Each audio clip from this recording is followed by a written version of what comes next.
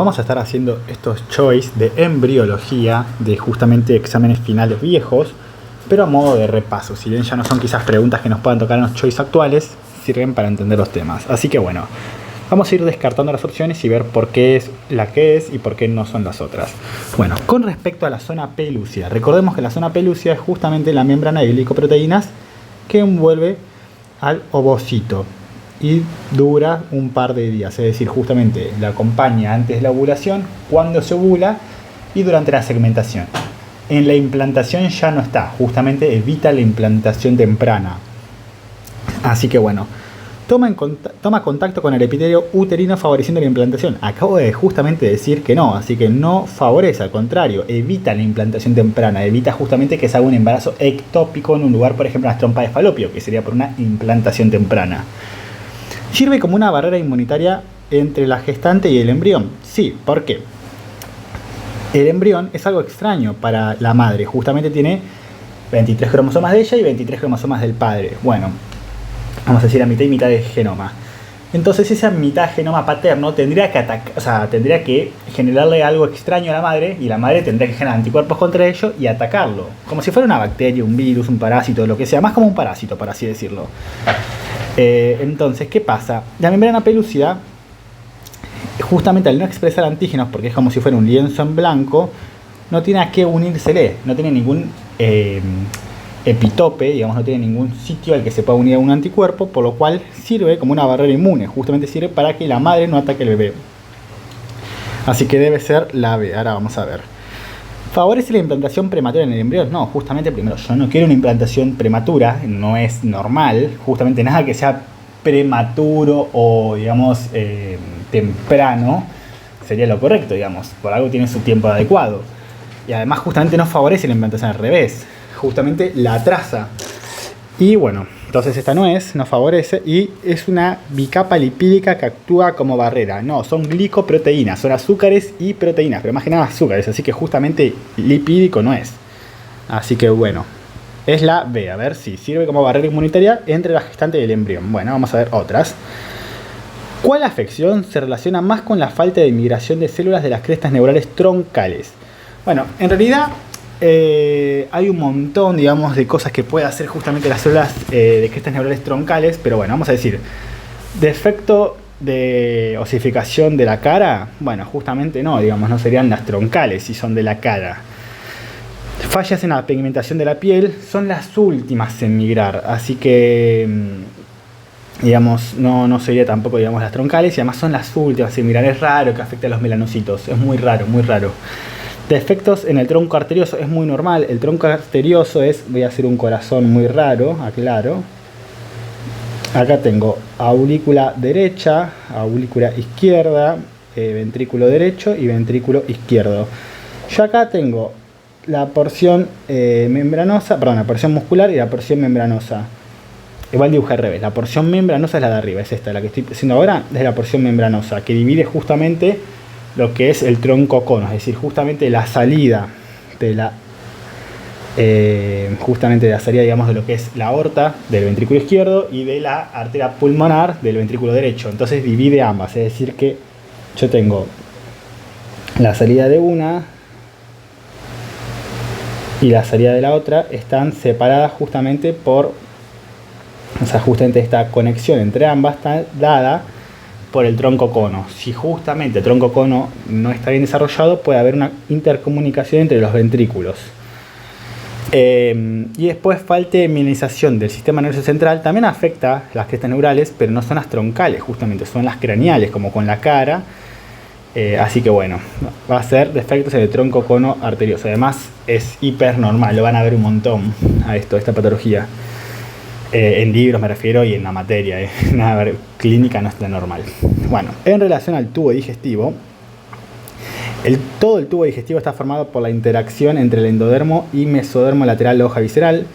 No todo el tubo digestivo, hay órganos que no, por ejemplo el vaso, etcétera, el hígado, que está formado por otras partes. Así que bueno, durante la histogénesis, los plexos mientéricos se originan de las crestas neurales. Sí, justamente los plexos son partes nerviosas y todos los plexos y generalmente los ganglios, por ejemplo, no sé, los ganglios que puedo encontrar en el colon, etcétera, son, digamos, todo dado por crestas neurales. De hecho, en el caso de que migre mal estas crestas neurales a nivel del tubo digestivo, podría tener algunas enfermedades como megacolon aganglionar o enfermedad de Hirschsprung, etcétera. Entonces, los plexos, que plexo hace referencia a conexiones nerviosas, están dadas por crestas neurales. Si no, ¿cómo se van a hacer en el tubo digestivo si no viene de algo nervioso? Como una cresta neural. Después, vamos a decir que esta es correcta y esta ya dijimos que no. Bueno, la C. La mucosa se origina del endodermo y el resto de las capas se forman del mesodermo lateral hoja parietal. No, dije que hay órganos que no, hace un rato lo mencionamos, así que tampoco. Y el intestino medio durante su rotación en sentido horario forma la hernia umbilical fisiológica. No, la hernia umbilical fisiológica se da justamente porque al estar creciendo tanto, digamos, todas las asas intestinales, más que nada el intestino medio, se quedó sin lugar para poder estar creciendo en el abdomen, por lo cual justo se da la hernia umbilical fisiológica. Lo de la rotación es cómo se van acomodando y también cómo va girando sobre la arteria, pero no tiene nada que ver con, digamos, que genere la hernia umbilical, así que tampoco es. ¿Cuál de las siguientes estructuras embrionarias surgen de los labios menores? Bueno, a ver si encuentro una fotito para poner acá que podría ser útil. Bueno, acá puse una imagen justamente de lo que son los órganos genitales externos indiferenciados y después cómo se van transformando en masculino y en femenino, que nos puede llegar a servir como guía de dónde surgen los labios menores. Bueno, yo tengo justamente en amarillo acá pintado lo que es el tubérculo genital, en violeta lo que justamente sería los pliegues urogenitales menores y del lado azul los mayores. ¿Qué pasa? Bueno, justamente los menores van a darse justamente de lo que son los pliegues urogenitales menores o internos. Entonces, como veis acá, los labios menores se dan de los pliegues genitales o uretrales. Pero después, los conductos paramesonéfricos hacen otra cosa. Justamente, digamos, sí van a dar órganos o derivados femeninos, como dicen los labios menores, pero van a dar más que nada órganos internos. Parte del útero, parte de las trompas de falopio, parte de la vagina, etc. Entonces no van a tener nada que ver con los órganos externos. Después, bulbo sinovaginales. La verdad es que no tiene tanto que ver con esto. Quizás podría llegar a ver con lo que es el clítoris. Y después los engrosamientos labioscrotales, que hace referencia justamente a las partes externas, a la parte azul, que en todo caso daría los labios mayores, así que no es este caso, sería la C. Después, de las funciones endócrinas de la placenta. Uf, qué lindo tema. Durante la gestación, la somatomamotrofina mantiene el cuerpo lúteo para que se sintetice progesterona y estrógeno. Puede ser... Vamos a estar viendo igual la somatomotrofina, mantener el cuerpo lúteo, a ver que voy a pensarlo un poquito, pero no tendría que ser esa. No es esa, ya que en realidad lo que mantiene el cuerpo lúteo para que se haga progesterona principalmente es la GSH o la hormona gonadotropina coriónica humana, o HGC, hay diferentes formas de escribirla, depende en qué idioma, pero es lo mismo. La principal función de la hormona lactógeno placentario es ser hipoglucemiante materno. Sí, es esa. ¿Y es por qué? Ahí les explico. El lactógeno placentario lo que busca es justamente que los nutrientes de la madre vayan al bebé. ¿Por qué? Porque quiere darle toda la atención para que pueda crecer lo más rápido posible, por así decirlo, y que bueno, ya está, que el bebé esté seguro, que esté bien, que tenga los nutrientes, porque vos pensás que la madre recibe los nutrientes directamente. Cuando la madre respira, ¿quién agarra primero el aire? La madre. ¿Quién agarra primero el oxígeno? La madre. Cuando se come, ¿quién absorbe primero los nutrientes? La madre. Entonces lo que hace es como darle una prioridad con hormonas a que se le envíe mucho azúcar, muchos nutrientes, mucha glucosa al bebé. De hecho, por eso justamente, digamos, una diabetes no controlada de la madre puede afectar aún más al bebé que a la madre. Porque justamente le envía más azúcar, o sea, más glucemia, más glucosa al bebé que a la misma madre. Por lo cual es hipoglucemia de la madre, porque se saca parte de la glucosa a ella para enviársela al bebé. Así que sería eso, hipoglucemiante, baja el azúcar en sangre de la madre. C, la unidad, bueno, vamos a tachar, la A no es, la B creo que sí es, la C, la unidad materno-feto-placentaria es necesaria para la síntesis de progesterona.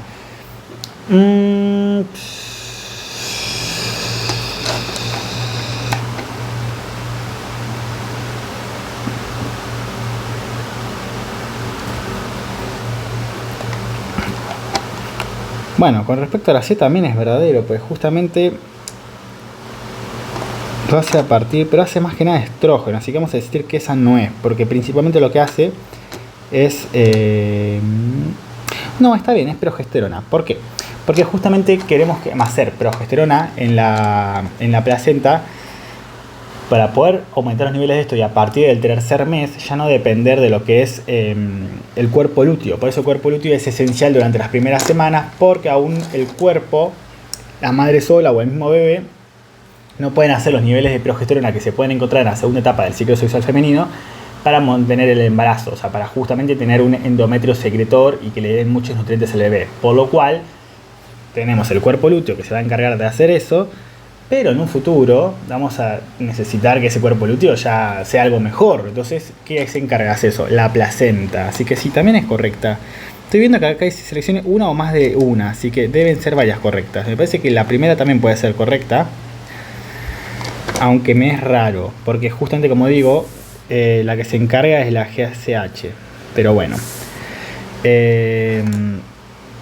La síntesis de estrógeno se inicia por el colesterol de la glándula suprarrenal fetal, y sí, es verdad, también se usa justamente colesterol en la suprarrenal fetal para poder, digamos, hacer estrógeno. Así que también sería correcto. Creo que las 4 son correctas. Bueno, vamos a ver. Líquido amniótico. ¿Mantiene su volumen estable durante toda la gestación? No, de hecho va creciendo más cerca del embarazo, o sea, va creciendo, digamos, por ejemplo, en el segundo trimestre, etcétera, y ya de hecho al final antes cercano al parto, ya comienza a bajar su volumen. Evita que el embrión, o sea, que estamos así que es falso, no es estable. Evita que el embrión y luego el feto se adhieran al amnios, es verdad. O sea, el amnio sería justamente la pared de la cavidad amniótica, justamente, la saco amniótico. Entonces, las paredes tienen amniocitos, que son las células. El bebé, si no habría líquido, se pegaría a una de las paredes. Pero como hay líquido, el bebé puede estar flotando en el centro, entonces no se pega a ninguno de los dos lados. Evita que justamente haya una adherencia, porque si no se estaría fusionando, por así decir, y no sería bueno. Así que esta es correcta. C. La causa principal de oligoamnios, es decir, poco líquido amniótico, es la agenesia del esófago.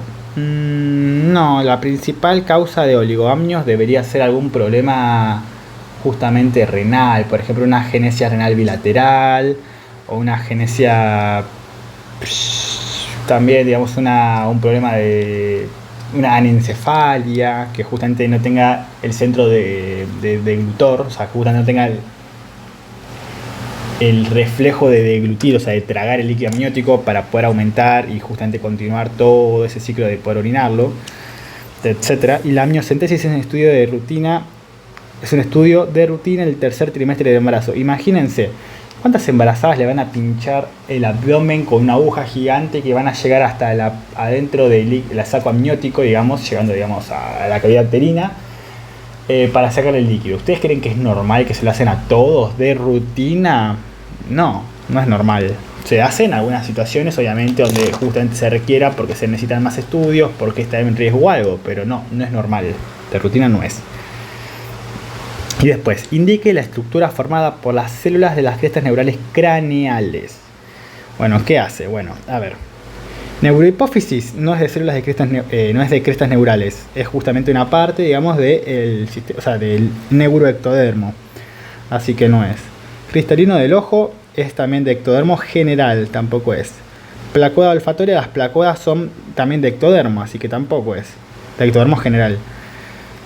Y parte de los huesos del cráneo. Sí, justamente las crestas neurales migran a los somitómeros, que son los primeros somitas, somitómeros, que harán justamente los huesos de la cara, que están en los arcos branquiales. Van a ser, por ejemplo, el maxilar, el mandibular, etc. En relación a la circulación fetal, al nacer se abre el conducto arterioso debotal, al revés, no, se cierra, justamente está permeable durante la vida fetal. Cuando el neonato nace, deja de tener conducto arterioso debotal porque es un shunt, es algo que salta a la circulación normal. ¿Y por qué la salta? Pues justamente no queremos ir, por ejemplo, a, no sé, al pulmón. ¿Para qué quiero llevar sangre al pulmón si no la voy a oxigenar porque el bebé no está respirando, no está haciendo justamente hematosis él? Al nacer se cierra el foramen oval, es verdad, porque justamente ahora sí quiero mandar sangre al pulmón, así que está bien. El foramen oval es el que se comunica entre los aurículas, justamente estaría acá, digamos, entre la aurícula izquierda y derecha, es decir, de la aurícula derecha la sangre pasaría a la aurícula izquierda. Las venas pulmonares transportan sangre oxigenada hacia la aurícula izquierda, ya les digo por qué no es. A ver, las venas pulmonares, ¿a dónde vuelven? Las venas pulmonares vuelven